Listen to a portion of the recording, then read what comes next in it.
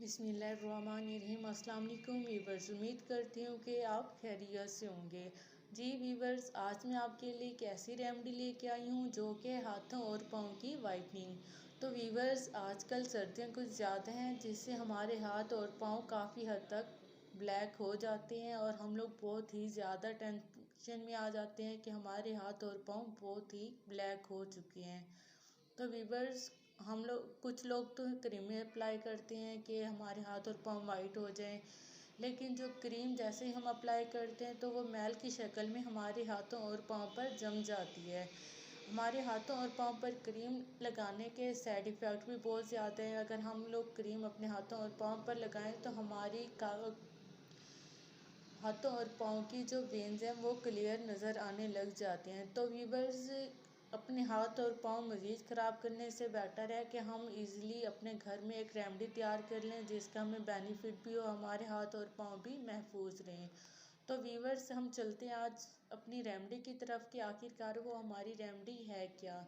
तो वीवर्स, आपने क्या करना है, एक बाउल लेना है। बाउल लेने के बाद आपने अंगूरी सिरका लेना है। अंगूरी सिरका ही लेना है, इसके अलावा आपने कुछ और नहीं लेना। मोस्टली लोग कहते हैं कि अंगूरी सिरके की जगह हम कुछ और यूज़ कर सकते हैं। आपने हरगिज़ ही कुछ इस्तेमाल नहीं करना, सिर्फ अंगूरी सिरका ही लेना है। तो नाजरीन, इसके बाद आपने क्या करना है, 2 चम्मच लेमन का जूस लेना है। लेमन का जूस लेना है। उसके बाद आपने इनो लेना है। इनो आपको मेडिकल स्टोर से मिलेगा। पहली बात तो अगर आपके घर में है वो ज़्यादा बेटर है, अगर नहीं है फिर आप मेडिकल स्टोर से ही इनो का एक साशे ले लें, उसे अंगूरी सिरका में मिक्स कर दें।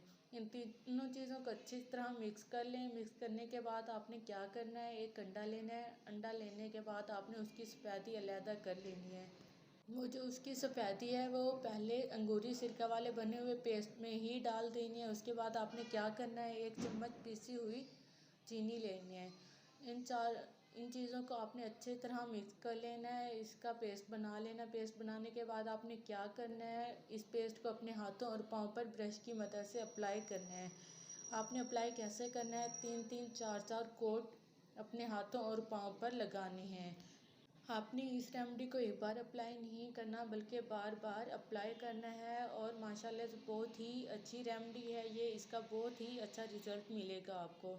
अगर आपने कहीं भी जाना हो तो जाने से पहले अपने हाथों और पाँव को ये पेस्ट लगा लें। माशाल्लाह से आपके हाथ और पाँव भी काफ़ी अच्छे नज़र आएंगे, काफ़ी वाइट हो जाएंगे और ऊपर जमी हुई मैल भी ख़त्म हो जाएगी। तो नाजरीन, आपने क्या करना है, ये जो पेस्ट है इसे कुछ देर लगा रहने देना है। लगा रहने के बाद आपने इसे कैसे उतारना है, आपने अपनी फिंगर्स के ज़रिए इस पेस्ट को उतार लेना है। और आपने उतारना कैसे, इस तरीके से उतारना है कि जो आपके हाथों और पाँव पर मैल जमी हुई है वो भी साफ़ हो जाए।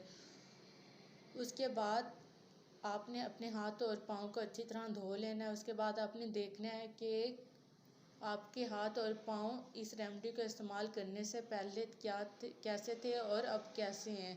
आपने पहले वाले हाथों और पाँव को मद्देनज़र रखना है और बाद वालों को भी, और इसमें देखना है कि इस रेमेडी का आपके हाथों और पाँव पर कितना असर हुआ है। तो नाज़रीन, ये थी हमारी आज की रेमेडी और उम्मीद करती हूँ कि आपको मेरी ये रेमेडी पसंद आई होगी। मेरी इस वीडियो को सब्सक्राइब करें, साथ बेल आइकन का बटन दिया कि उसे प्रेस करें ताकि मेरी आने वाली हर नई वीडियो आप तक बआसानी पहुँच सके। तो नाजरीन, अब के लिए खुदा हाफिज़, मिलते हैं एक अगली